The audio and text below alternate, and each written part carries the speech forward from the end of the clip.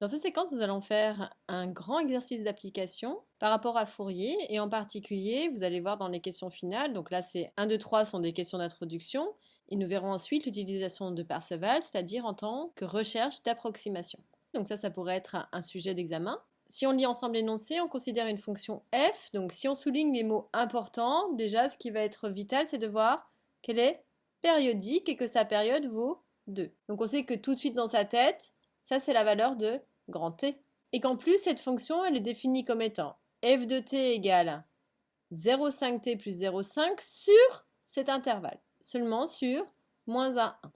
On vous redonne la formule du développement en série de Fourier, et première question, on aimerait tracer cette fonction sur l'intervalle uniquement moins 4, 4. Donc faites une pause sur la vidéo, essayez de chercher tout seul, et venez voir si vous avez juste.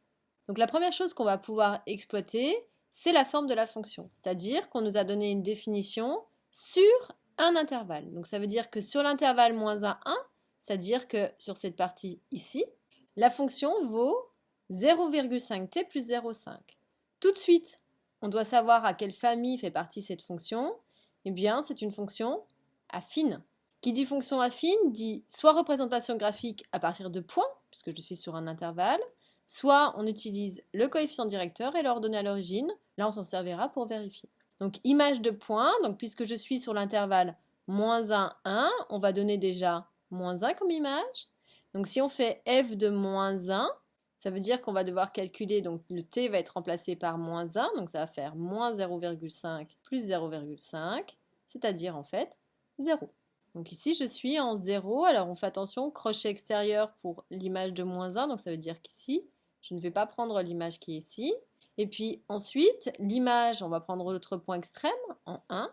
Donc on met t égale 1 ici, donc ça va faire 0,5 fois 1, donc 0,5, plus 0,5.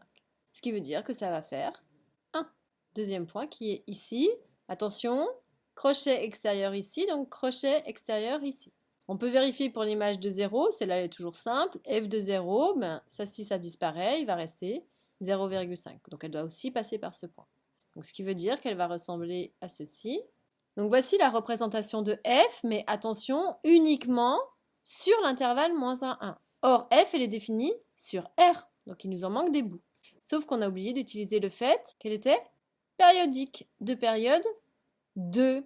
Donc tout de suite, on doit vérifier si on a bien un motif de longueur 2.